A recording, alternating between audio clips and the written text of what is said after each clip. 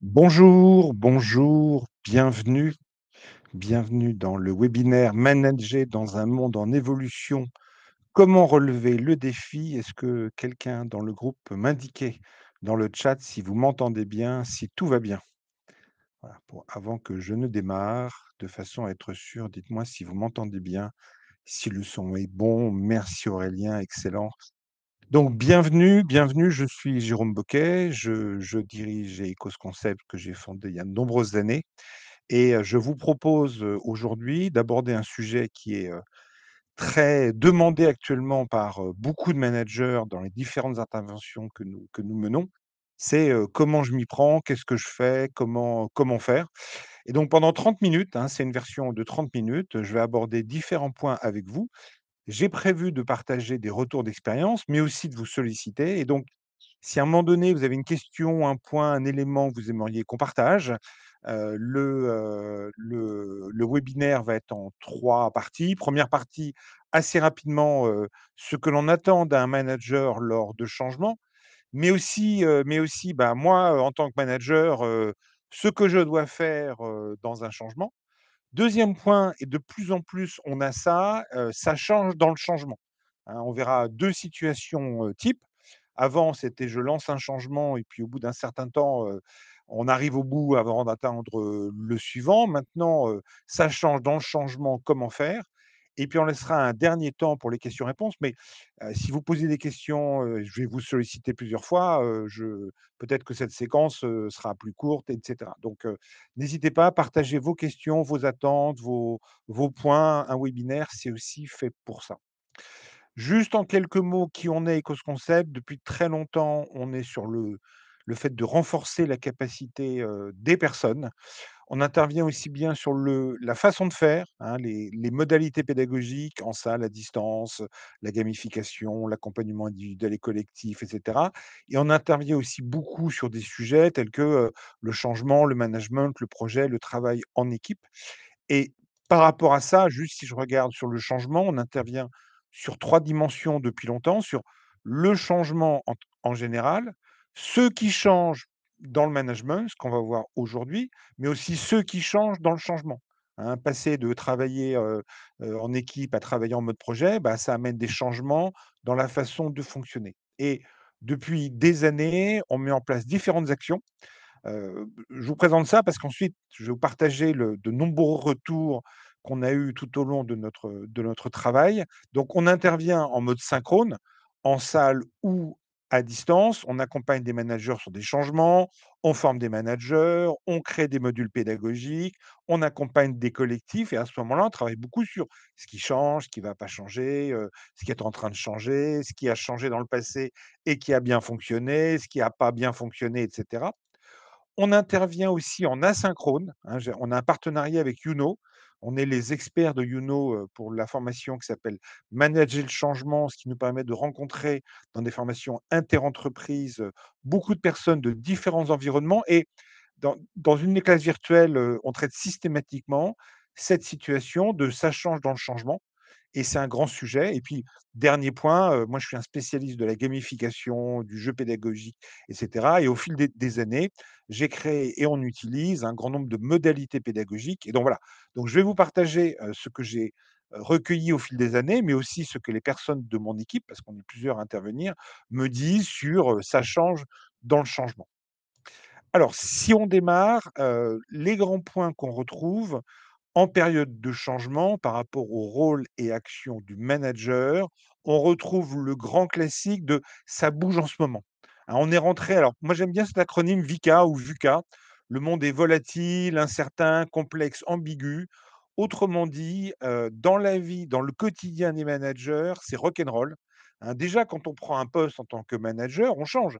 J'étais dans l'équipe, je deviens responsable de l'équipe, je change d'équipe, quelqu'un arrive dans mon équipe, quelqu'un s'en va, l'activité bouge. Enfin, le changement, c'est le quotidien dans le management, hein. Mais là, on voit en plus que ça bouge dans le changement. C'est-à-dire qu'on va aller dans une direction, puis dans une autre, puis dans une autre, puis dans une autre.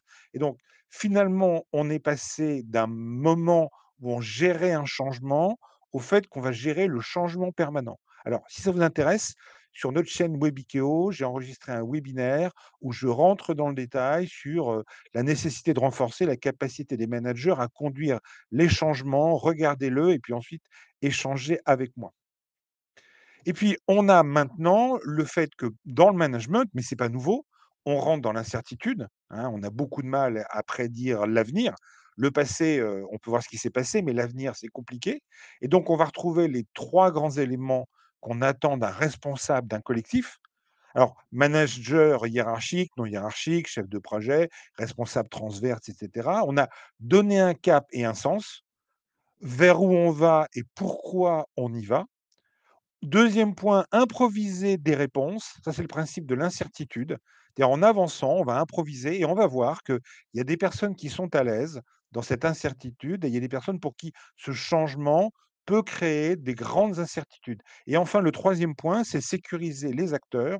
On sait bien que ce qui nous fait rentrer dans le changement, c'est que la sécurité psychologique, la sécurité physique, s'en sentir capable. Et on va retrouver les 4 grandes modalités actuellement dans le management, hein, identifier les impacts, rechercher des stratégies, décider en perte acceptable, c'est-à-dire, bah, il y a pas de solution idéale, on va en trouver une jusqu'à ce qu'elle change et puis, bah, renforcer la sécurité psychologique et puis ensuite, bah, tout au long, de l'activité, agir, suivre et ajuster ce que l'on va voir aujourd'hui. D'accord?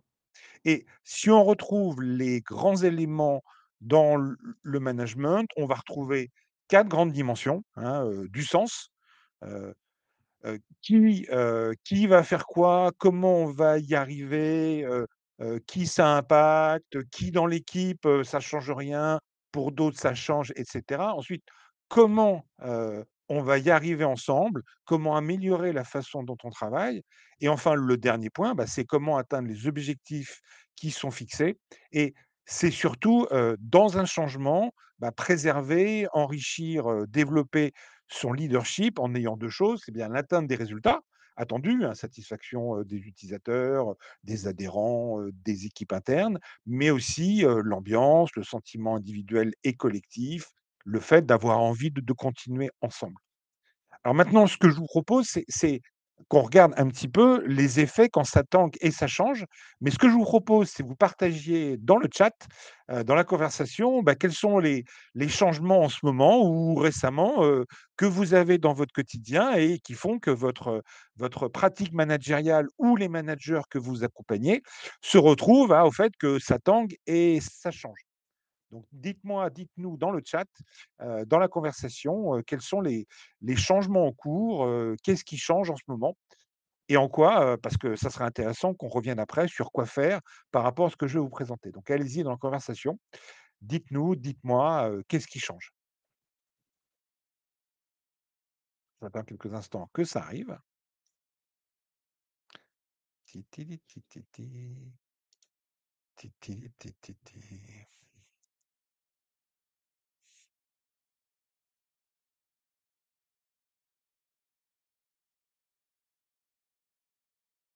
L'équipe change. Oui, hein, peut y avoir des hein, j'avais une équipe, j'ai une équipe une partie de l'équipe qui arrive, une partie de l'équipe qui change d'activité. Mise en place d'une démarche RSE. Oui, oui, le RSE qui est extrêmement important, modifie la façon dont on travaille, impacte, les personnes, hein, on a aussi des changements dans la manière de manager les équipes. Il y a des attentes, il y a des façons de faire qui vont évoluer, il y a des choses qu'on va garder, des choses qu'on va changer. Les organisations, effectivement, ça bouge aussi, tout à fait. Les outils de travail, alors outils de travail, hein, ça peut être, une évolution d'un logiciel, ça peut être un nouvel outil, ça peut être la mise en place de nouveaux outils d'organisation. J'accompagne en ce moment une organisation qui met en place un ERP, un outil de gestion, et bah, ça change pas mal de choses.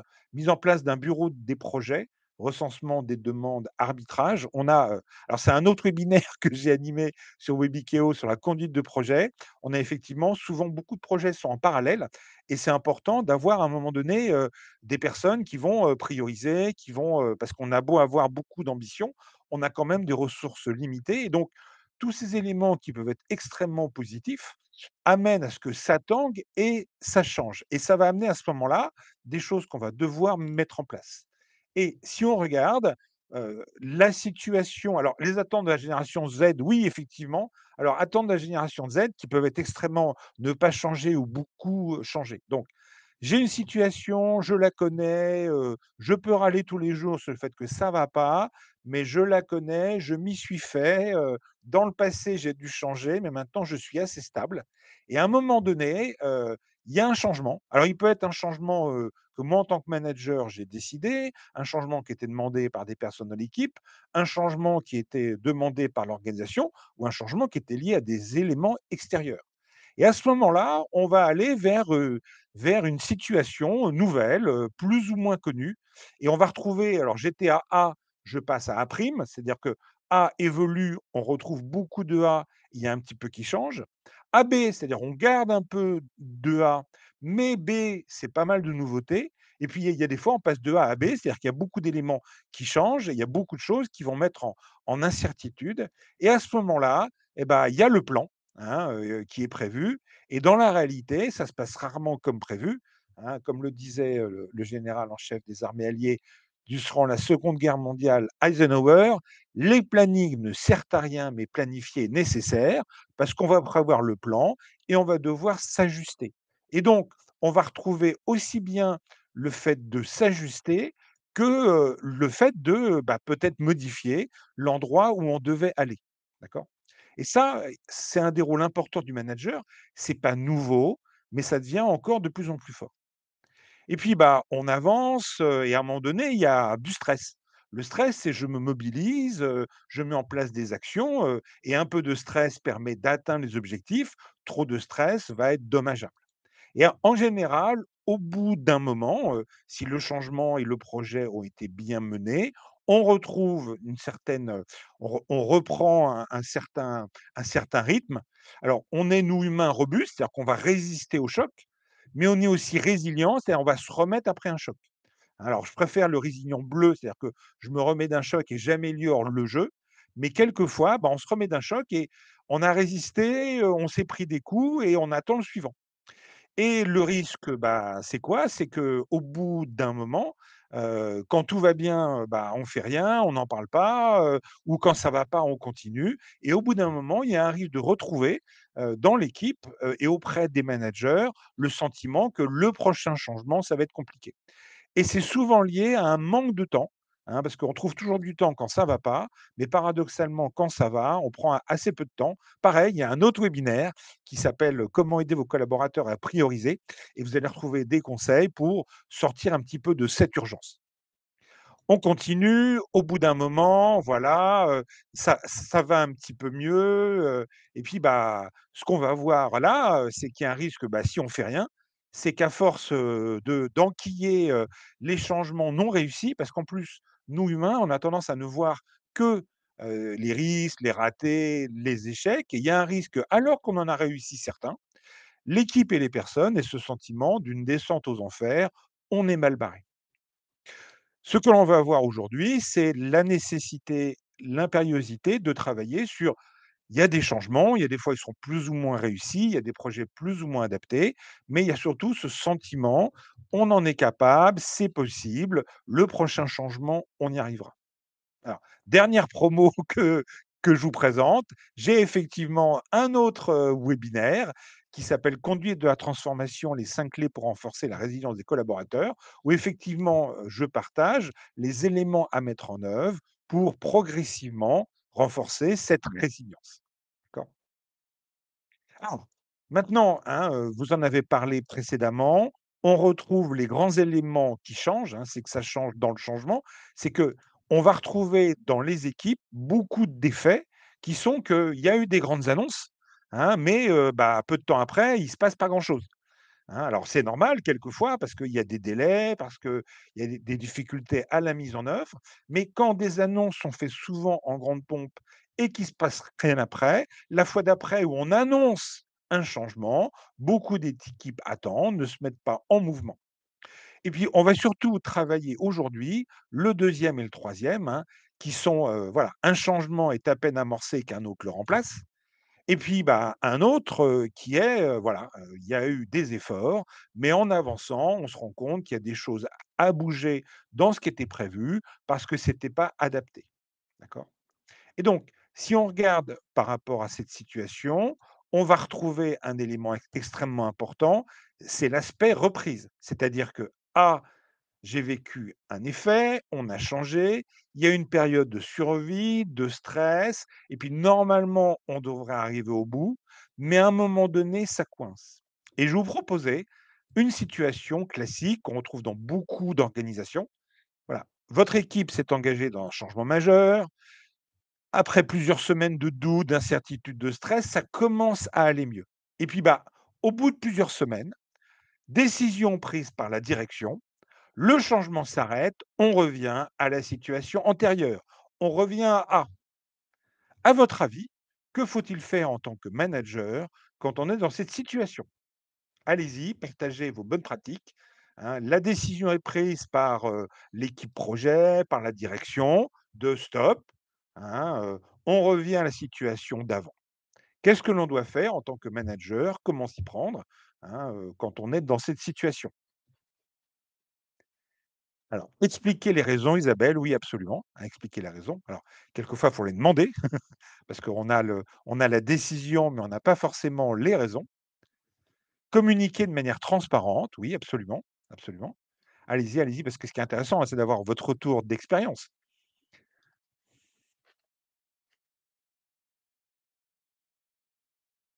Autre chose, quoi faire quand, hein, on revient à l'étape d'avant? Leur laisser la parole de cette décision, alors leur laisser la parole de cette décision, je la phrase est interprétable, oui, leur expliquer cette décision, alors leur laisser après leur demander ce qu'ils en pensent, si la décision est prise, peut être un temps, hein, ça dépend à quel moment on va être. Redonner du sens, oui, redonner du sens. Allez, encore une ou 2 suggestions avant que je vous partage, hein, parce que c'est une activité, nous on intervient beaucoup dans l'accompagnement de managers, dans des organisations. On prend des cas, qui sont en train de se passer ou qui se sont passés. On capitalise leurs bonnes pratiques et puis on rajoute des éléments, qui sont souvent des choses auxquelles ils n'ont pas pensé. Revenir sur le planning, absolument, absolument, hein. On avait prévu des choses, bah, on va prévoir d'autres choses. D'accord? Allez, encore un? Hein, parce que c'est intéressant d'avoir vos retours. Allez-y, encore un. Allez, encore une suggestion. Moi, j'aime bien faire des webinaires parce que ça permet, d'apprendre des choses. Excellent. Faire un bilan positif, oui, et conserver ce qui a fonctionné, Pascal, tout à fait, absolument. Et souvent, hein, c'est un point important. Alors je reviens sur 2 notions que j'ai abordées dans un autre webinaire et 2 notions extrêmement importantes dans la réussite des changements et pour entrer dans l'incertitude. Le premier élément, c'est un élément que tous les pédagogues et les formateurs devraient connaître, c'est ce que ça s'appelle le sentiment d'efficacité personnelle. C'est Albert Bandura qui a défini, il y a nombreuses années cet élément, c'est: «Est-ce que je m'en sens capable?» Si je pense que je suis bon en maths et qu'on me donne un exercice qui a pas l'air évident, bah, je vais essayer, de le résoudre parce que je pense que j'en suis capable. Si je pense que je suis pas bon en maths, j'essaierai même pas. Et à un moment donné, hein, si on ne parle que de ce qui va pas, si on parle jamais de ce qui va, si on met jamais l'accent sur ce qui a fonctionné, il y a un risque non négligeable qu'au bout d'un moment, chaque personne ne se sente pas capable. Et donc, ça va être important de revenir sur qu'est-ce qu'on a appris, qu'est-ce qu'on a réussi, qu'est-ce qu'on a fait. Il y a un deuxième élément très important qui lui est collectif, c'est est-ce qu'on en est capable? Est-ce que c'est possible? Est-ce qu'on l'a déjà fait? Et donc, à un moment donné, quels que soient les éléments qui se passent dans le changement, ça va être important d'en tirer des enseignements pour on a fait ça, on a réussi ça, qu'est-ce qui a marché, qu'est-ce qu'on peut conserver, comment faire. Et donc, le premier point qu'on va travailler, et c'est un point très important, c'est effectivement agir. Hein, et vous l'avez tout à fait dit, rappeler la vision, les enjeux du projet. Pourquoi ce qui était prévu initialement? Montrer le chemin parcouru. Qu'est-ce qui a déjà été réussi?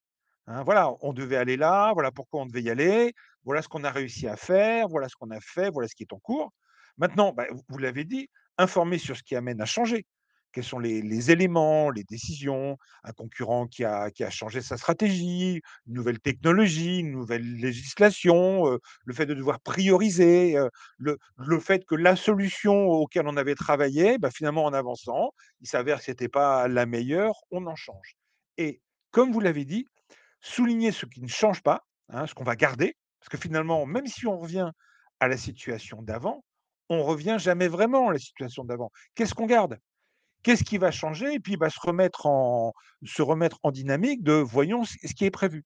Et puis, bah, remettre à jour ce qu'on appelle le plan de transition, hein. Le plan de transition, c'est, ce que j'avais prévu, que je vais régulièrement ajuster parce que des fois ça se passe mieux que prévu, et des fois ça se passe moins bien que prévu, hein, et comme disait Eisenhower, hein: «Si j'ai pas de plan, ça va mal se passer, mais mon plan, je vais l'adapter».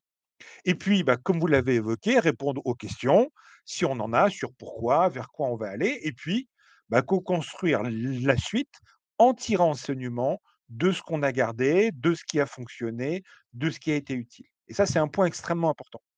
Le deuxième point, qu'on va retrouver, hein, c'est ne dites jamais: «Après ça va plus changer». Hein, moi je l'ai entendu il y a des années, c'était: «Non mais on va changer, mais rassurez-vous après on bougera pas». Non, non, on continuera à bouger, mais comme on aura travaillé sur on est capable de s'ajuster, on est capable, bah, voilà, on voulait aller par là, comme un marin, le vent est pas tellement positif, et ben on change de direction, on fait autrement, on s'ajuste. Autre point qui va être important, et ça va être de stabiliser, hein, regarder des gains rapides, se focaliser sur les réussites, reconnaître les premières victoires, et puis comme vous l'avez évoqué, ce que l'on va garder, hein. Il y a des années, on est intervenu pour, une organisation, 120 personnes qui passaient d'une organisation 120 sites avec des personnes réparties dans chaque site, au fait de travailler en matriciel pour que les experts puissent intervenir sur plusieurs sites. 1 an après, notre client nous demande de faire un séminaire avec 120 personnes en nous disant: «Voilà, on va faire, ça fait 1 an qu'on est en matriciel, on voudrait faire un retour d'expérience et partager le matriciel, ce qui fonctionne». Donc on avait les 120 personnes et on a commencé à leur dire: «Ça fait depuis 1 an que vous êtes en matriciel, par équipe de 10 mélangés, partagez tout ce qui marche bien dans le matriciel». Et vous imaginez 120 personnes dans la salle et pendant 5 minutes, grand silence. Hein, tous des ingénieurs, des techniciens de haut niveau, qui ont l'habitude de travailler en situation difficile.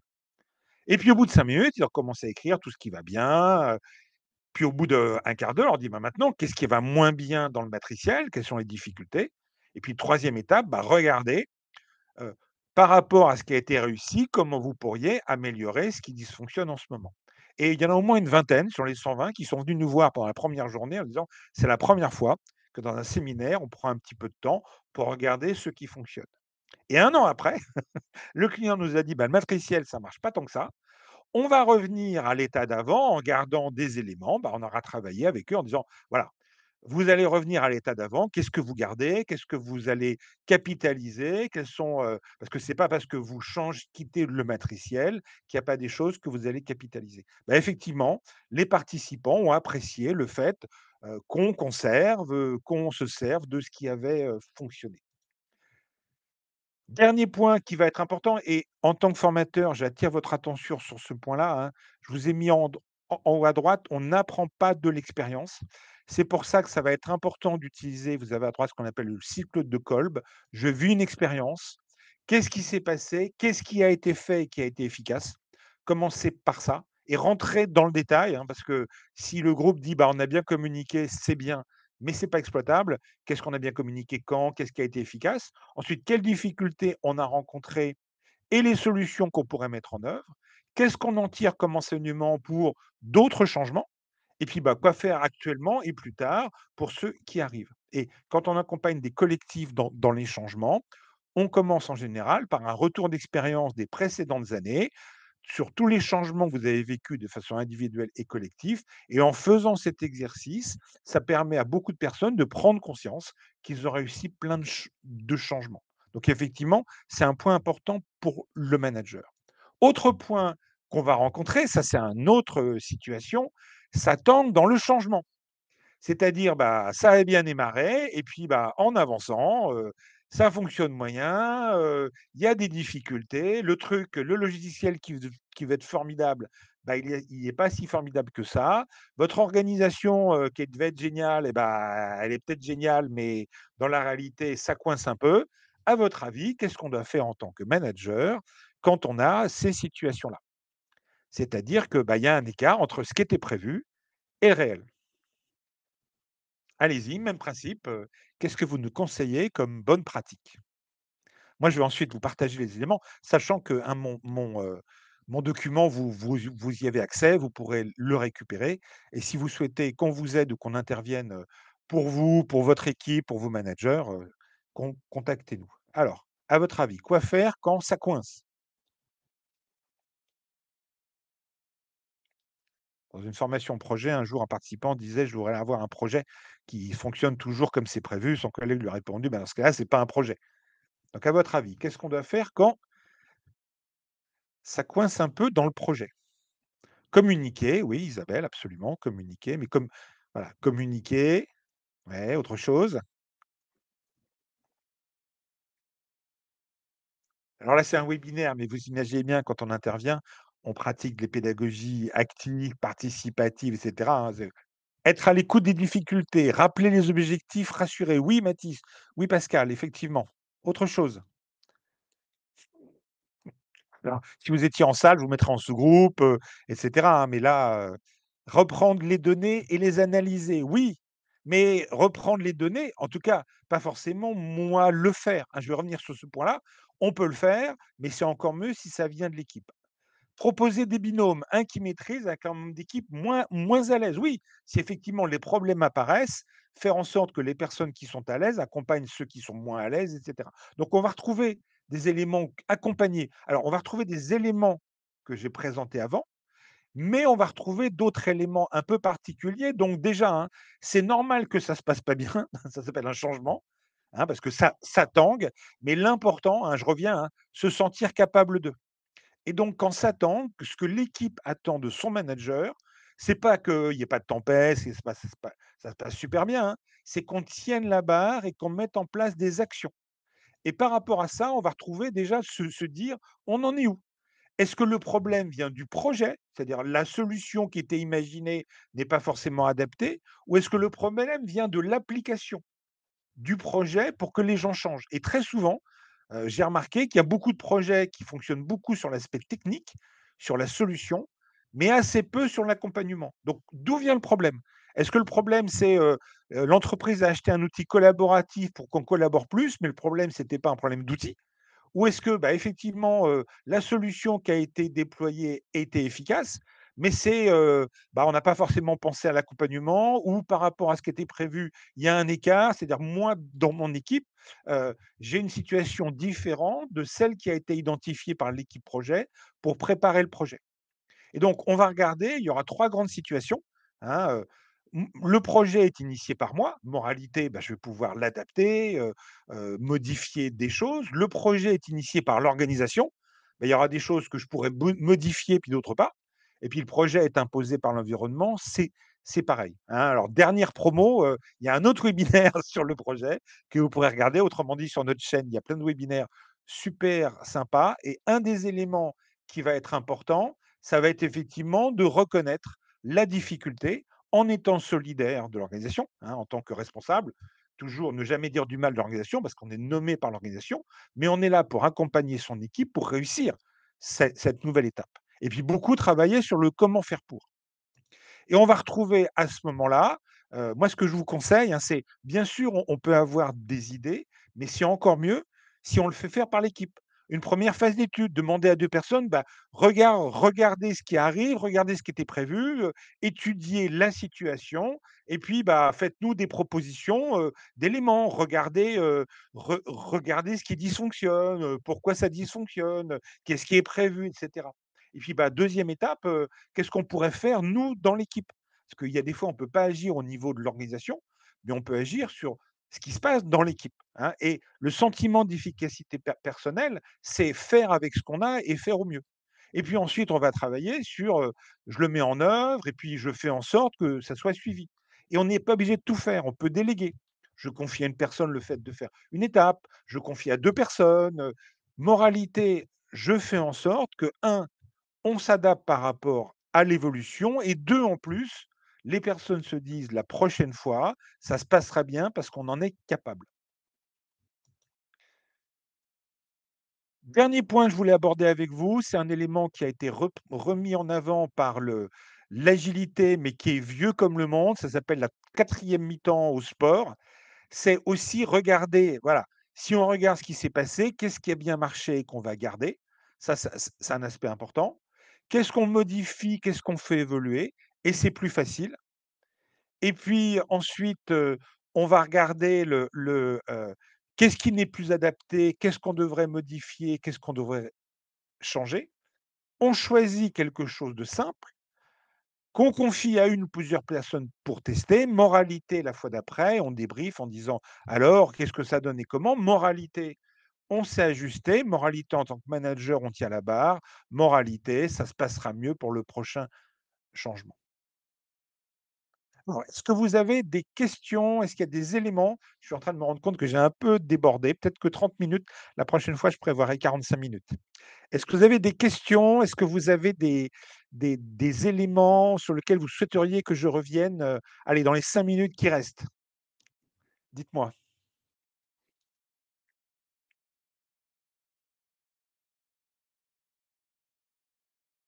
par rapport à ce que je vous ai présenté, par rapport aux changements que vous vivez, dites-moi s'il y a une question, un point, un élément, hein, sachant que ce que je vous ai présenté, très souvent c'est fait, mais non formalisé, hein, l'idée c'est bien de le formaliser, de le mettre en œuvre et de travailler par rapport au retour sur investissement. C'est-à-dire, on a peu de temps en tant que manager pour mettre en place des actions, choisir l'action la plus efficace qui, permettra de remettre l'équipe en dynamique, de me positionner en tant que je suis responsable de l'équipe pour que, par rapport aux changements et aux évolutions, elle réussisse. Alors dites-moi si vous avez une question, s'il y a un point sur lequel vous aimeriez que je revienne?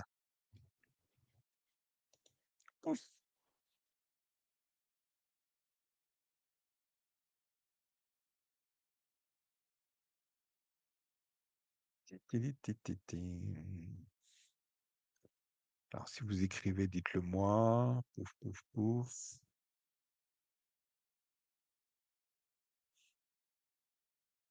Dernière auto-promo, hein, vous retrou j'ai fait écrit aussi un webinaire sur, ce qu'on appelle le management adaptatif. Alors management adaptatif, c'est effectivement, on passe du management qui reste les fondamentaux du management restent. On va avoir ensuite tout ce qui est manager à distance, manager en mode projet, manager transversal. On a l'accompagnement au quotidien des équipes dans les changements, mais le management adaptatif, c'est comment j'aide l'équipe à adapter et pas uniquement à s'adapter. Hein, parce que si on s'adapte au quotidien, même les gens les plus motivés se désengagent et se fatiguent. On doit aussi travailler sur un moment donné, sortir du flux, sortir du run, de façon à améliorer le jeu, tirer enseignement, et cetera. Alors, la méthodologie pour tirer les enseignements, oui, vous retrouvez alors tapez, le cycle de Kolb, Kolb. Alors vous avez plein de modèles, c'est, je pars de l'expérience, puis étape suivante, débriefing. Qu'est-ce qui a marché? Pourquoi ça a marché? Qu'est-ce qui a bien marché? Pourquoi? Et cetera. 3e étape, enseignement utile. Alors, sachant qu'on peut très bien démarrer par une grille. Voilà une grille d'analyse de la situation et puis remonter à débriefons l'expérience vécue. D'accord? Et ce qui va être important dans l'étape 3, alors je dis l'étape 3 par rapport à celle que j'ai présentée, c'est pas simplement d'apprendre des choses nouvelles, c'est aussi de formaliser ce qui se fait déjà. Dans beaucoup de nos accompagnements managériaux, on part du principe que les managers ont plein d'expérience. Le but d'une formation, c'est pas de leur apprendre forcément des choses nouvelles. Le but d'une formation, c'est de formaliser certains éléments. Et puis la quatrième étape, c'est de s'entraîner pour qu'une nouvelle pratique devienne plus facile en prenant des situations, des choses faciles. Hein, ça, c'est un point important, c'est que souvent, dans la période de transition, on a des ambitions élevées. Il vaut mieux le petit truc qu'on réussit et qui fait qu'on s'en sent capable que la grande ambition auquel on n'arrive jamais et qui fait qu'on déprime. Est-ce que j'ai répondu à votre question? Mais effectivement, 30 minutes, c'est beaucoup trop court. Retour d'expérience pour moi-même, le prochain webinaire durera 45 minutes. OK? Est-ce qu'il y a d'autres questions? Merci Isabelle. Alors, je pense que je vois de quelle Isabelle il s'agit, mais moi je merci Isabelle. On a travaillé ensemble sur la conduite du changement pour des managers. Vous me dites si vous êtes bien cette Isabelle auquel je pense. Voilà, donc il est 14h35. J'ai débordé de 5 minutes. Je reste encore 1 ou 2 minutes s'il y a des questions. S'il y a plus de questions, bah, je vous remercie de vous être rendu, disponible pour ce webinaire. Si vous souhaitez nous contacter, vous pouvez le faire. Donc vous me contactez, vous allez avoir dans la présentation, hein, vous avez, mon mail qui est là, mes coordonnées et cetera.